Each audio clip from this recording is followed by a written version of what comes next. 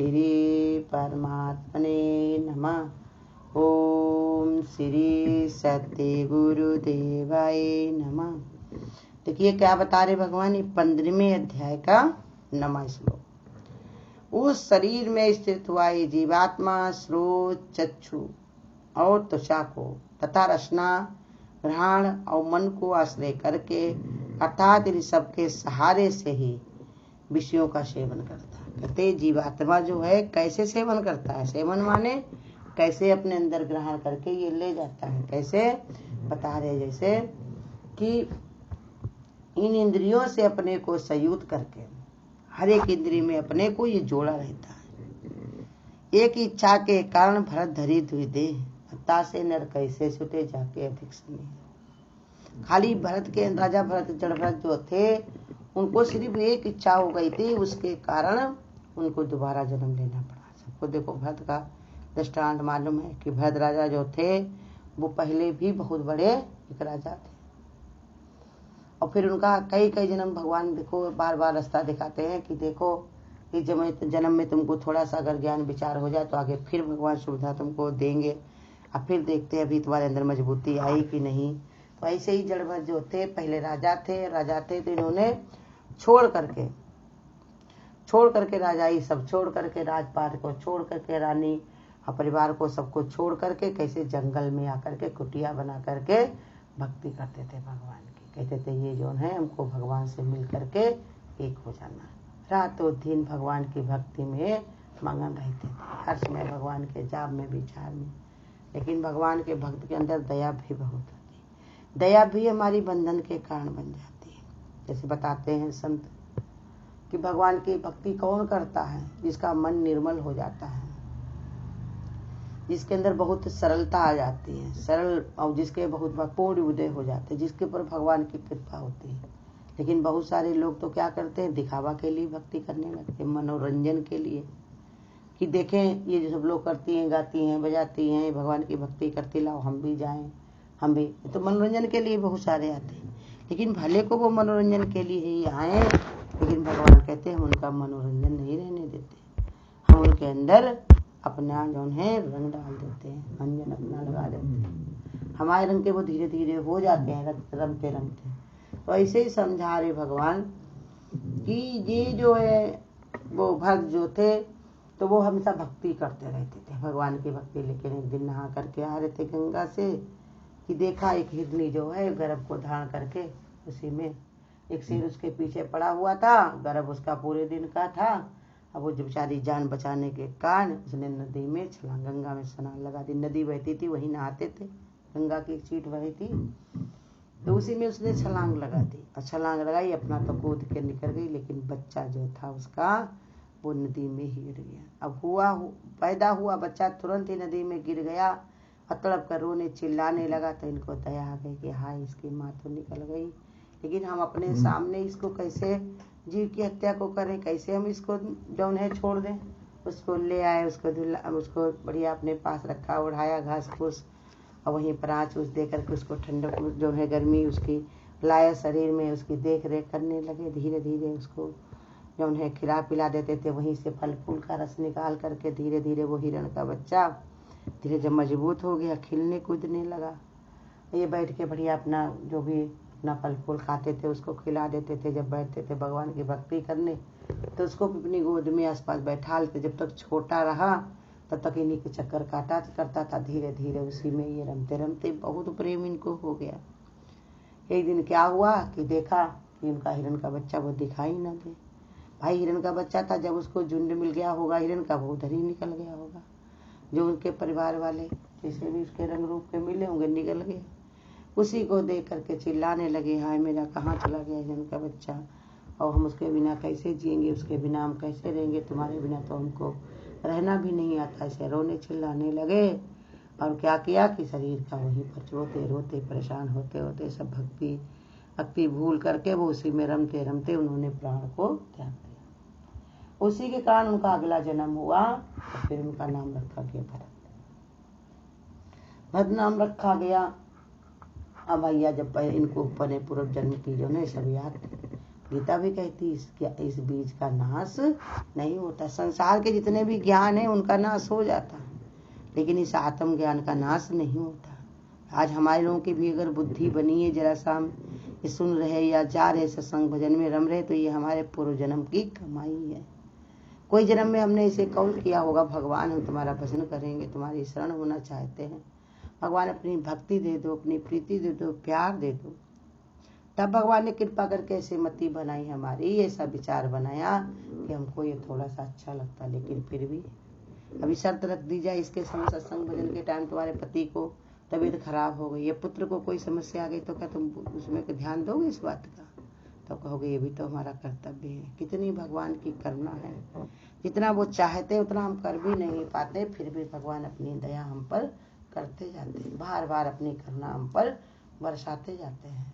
तो इसलिए भाई वो भारत जब पैदा हुए, लेकिन उनको सब याद था, तो याद के कारण ही इनके घर में जी कोई काम नहीं करते थे, बढ़िया जो मिल जाए खा ले, ऐसा बसा जैसा भी।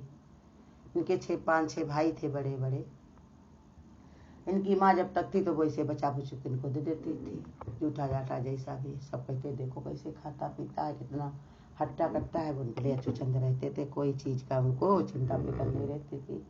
भगवान के सहारे माँ नहीं रही तो घर परिवार वाले ने कहा जब ये कुछ करेंगे नहीं भौजाइयों ने, तो इनको खाने को नहीं दिया जाए, कुछ तो इनसे काम लिया जाए, कुछ तो ये करे, नहीं तो खेते में जाके कुछ काम करेगा। तो भाइयों ने इनको खेत में भेजा, कहा जाओ वहाँ चिड़िया बचाया करो, कम से कम चिड़िया भगा दिया करो। चिड़िया सब अनाज जब बोया जाता तो सब चिड़िया चुन चुन के माटी में से निकाल के सब खा जाती है। ये वहाँ बैठ करके बढ़िया भजन करें, राम एक चिड़िया राम एक खेत, खा लो चिड़िया भर भर पेट, वैसे ही भजन करें और खूब ताली बजाएं, वही कीर्तन करें। सब लोगों ने देखा, कहा देखो जिसको तकवाने के लिए यहाँ भेजा बैठाला था, ये खुद ही गा रहे कि चिड़िया खा लो, खूब पेट भर भर के खा लो, बढ़िया तृप्त हो जाओ। तो सब लोग पकड़ के लाया, कहा तुम कोई काम के नहीं, मारा पीटा, उनको वहाँ से निकाल दिया। अब ये जगह जगह भटकने लगे, जहाँ कोई पेड़ पौधे में कोई फल फूल गिरते तो उसको खा लेते आराम से, उसी में जो है इनका बढ़िया चलने लगा। एक दिन क्या हुआ, वहीं एक राजा, जो राजा की पालकी निकलते हुए जा रही थी, उस पालकी में एक कहार जो था, उसका पालकी उठाने वाला, वो बीमार हो गया। रास्ते रास्ते में कभी कोई पेट में दर्द होने लगती, या कभी नस तन जाए, या कभी सर दर्द हो जाए, ऐसे उसका बीमार हो गया। ये रहते कट्टे लंबे चौड़े थे, 24-25 साल के, एक पेड़ के नीचे लेटे थे। जहाँ मिलता था वहीं पे अपना भजन करते थे, जहाँ मिलता पानी पी लेते, जो फल फूल गिरे मिलते खा लेते, भगवान की भक्ति करते, नहीं तो निश्चिंत होकर के बढ़िया ऐसे लेट जाते थे। जहाँ मिल जाता था इनको कोई लेना न देना। तो एक राजा जो थे वहां से निकलते हुए जो है जब देखा कि ये लेटे हुए, तो उनका जब एक कहार जो था वो बीमार हो गया था, तो सिका ने कहा हमारे राज्य का तो ये है, इनको उसी पालकी में इनको लगा लो। भाई राजा की बात करके मान करके सब लोगों ने कहा भाई पालकी में लगो, हमारे कहार एक बीमार हो गया, राजा की पालकी जा रही। और जब इनको भाई उस पालकी में लगाया तो इनकी आदत थी चींटियों पे पैर रखते नहीं थे। जैसे चींटी देखें भाई जंगलों में क्या होता, कीड़े मकोड़े सब रहते रहते, नंगे पाए चलते थे, तो जैसे ही देखते चींटी कीड़े मकोड़े वैसे कूद जाते। अब वो राजा जो थे वो कहने लगे कौन ये कहार लेकर के आए, ये कायदे से नहीं, जितनी बार वो कूदे उतनी बार उनकी पालकी हिल जाए, इधर उधर हो जाए। कहा कौन सा कहार लेकर के आ गए, कहाँ से ये लेकर के आ गए। सब लोगों ने जब कहा कि पता नहीं, यहीं पर मिल गया था इसलिए इनको कर लिया, लेकिन पता नहीं ये क्या करता, हम लोग खुद ही परेशान हैं। राजा ने पालकी उतरवाई, उनसे बात करने लगे, कहने लगे देखो तुम इतने हट्टे कट्टे हो, उतनी बोझा नहीं उठा पाते हो। तो ये भरत ने कहा राजा साहब हम पर तो बोझा है ही नहीं, सर का बोझा तो कंधों पर है, कंधों का बोझा तो कमर पर है, और कमर का बोझा तो पैर पर है, और पैर का बोझा तो धरती पर है, मुझे आत्मा पर कोई बोझा नहीं। राजा ने कहा अरे इतनी ज्ञान भरी बात। वो राजा जा रहे थे ज्ञान लेने के लिए, कहा इतनी ज्ञान भरी बात, इतना सुंदर विचार तुम कैसे बताते हो। तो ध्यान किया, उन्होंने कहा कि देखो विचार किया तो देखा, पता चला वो राजा कौन थे, वही हिरण था। हिरण के साथ मेरा भक्ति किया तो उसका देखो जन्म पे जन्म, एक बार हिरण बना, दोबारा वो राजा बना। और ये अपने भरत जो थे अपन उसका शरीर धारण करते थे, सब चीज छोड़ छाड़ के फिर अपना परमात्मा में लीन हो जाते, और फिर दोबारा में फिर। तो वो राजा अपने घर इनको लिवा के कि हमको चलो ज्ञान दो चल के। कहा नहीं, ज्ञान कहीं दिया थोड़ी जाता है, ज्ञान तो लेने आना पड़ता है। अगर तुमको ज्ञान चाहिए तो हमारे यहाँ चल कर के आओ, ज्ञान तो हर जगह विद्यमान है। चीटी में परमात्मा नहीं है, बालू में परमात्मा नहीं, कहाँ नहीं भगवान, जड़ चेतन में ही तो सारा संसार बना हुआ है, सब जगह भगवान विद्यमान है। ऐसे जब बातें उनकी सुनी तो राजा भी वहीं पर उनके चरण में लेट गए। तरह तरह के संत महात्मा सब उनकी शरण में आए, भक्ति भाव में सब डूब गए। तो इसलिए बता रहे कि जब भगवान की भक्ति चढ़ती है तब उसको कुछ ही याद नहीं होता। जब तक इंसान के अंदर ऐसा संकल्प नहीं होता, ऐसी मजबूती नहीं आती, तब तक वो इधर उधर ही अपने मन को भटकाया करता। तो इसलिए बताते हैं भगवान की ये संयुक्त कर लेता, मान लेता। ये मानना नहीं चाहिए इसको। भाई तुम किसी के घर में गए हो, उसके घर में सारी सुविधाएं ऐसी लगी हुई है, सब चीज रखा हुआ सुविधाएं, और तुम कह दो अब हमारा ये है, इन्होंने हमारी सेवा की, हम यहीं पर नहीं, ये बाहर, उसकी बहुत बड़ी गलती होती है। तो इसलिए समझा रहे कि मान लेने के कारण उसी का आश्रय बनाकर हर इंद्रिय के विषय को जीवात्मा सेवन करता है। संयुक्त होने के कारण, उसी में फंसने के कारण फिर उसी का आश्रय ले लेता है स्वयं महान परमात्मा का स्वरूप, लेकिन आश्रय लेता है किसका? इंद्रियों का, विषयों का। अब वास्तव में ना तो आत्मा कर्मों का करता है और ना ही विषयों का भोगता ही है, परंतु इस प्रकार प्रकृति और उससे उत्पन्न इंद्रियों के साथ जो उसका माना हुआ संबंध है, उसी के कारण उसमें कर्तापन का, भोक्तापन का भाव आ जाता है। कहा परंतु प्रकृति है, उससे उत्पन्न इंद्रियों के साथ उसका माना हुआ संबंध है, मान बैठा है खाली, और सच्चाई में देखा जाए तो वो उसका संबंध है नहीं। इसी संबंध के कारण ही उसके अंदर कर्तापन आ जाता है। तो उस मन को ये कहता मैंने ये किया, मैंने वो किया, मैंने ऐसा कर दूंगा, मैं वैसा कर दूंगा। है तो परमात्मा, लेकिन अपने स्वभाव के कारण वो ऐसे अपने को जीव भाव में लाता है, और जीव भाव के कारण ही वो इन्हीं में अपना संबंध मान लेता है। और इसी संबंध के कारण ही वो भोक्तापने के भाव के कारण उसको बार बार जन्म लेना पड़ता, क्योंकि वो उसको आदत बनी रहती है।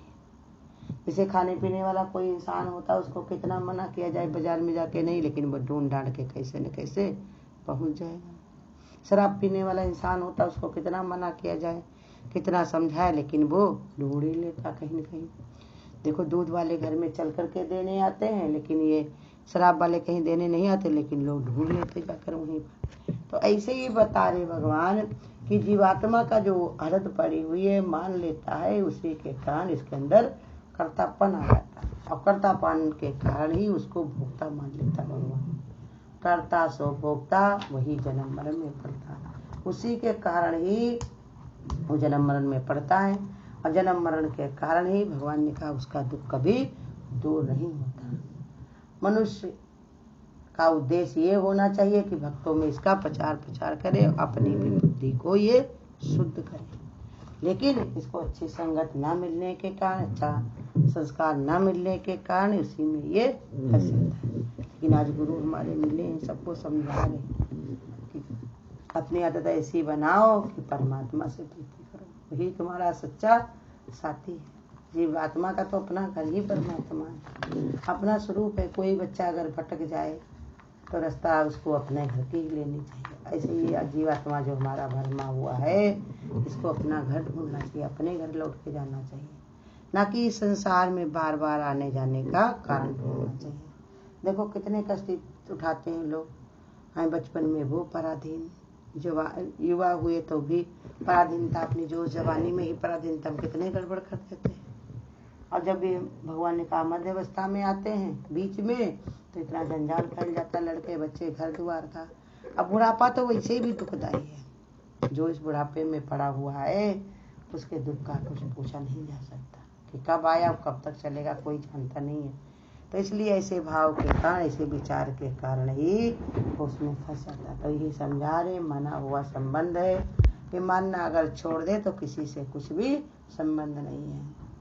हाँ, इसलिए भगवान कहते हैं कि अपनी आदत आज से बनाओ, भगवान नाम की खुशबू भरो, और वही खुशबू मिल लेकर के जाओ तो परमात्मा में ही लीन हो। हरिओम। अगर आपको आज की वीडियो अच्छी लगी हो तो वीडियो को लाइक और शेयर करना ना भूलें।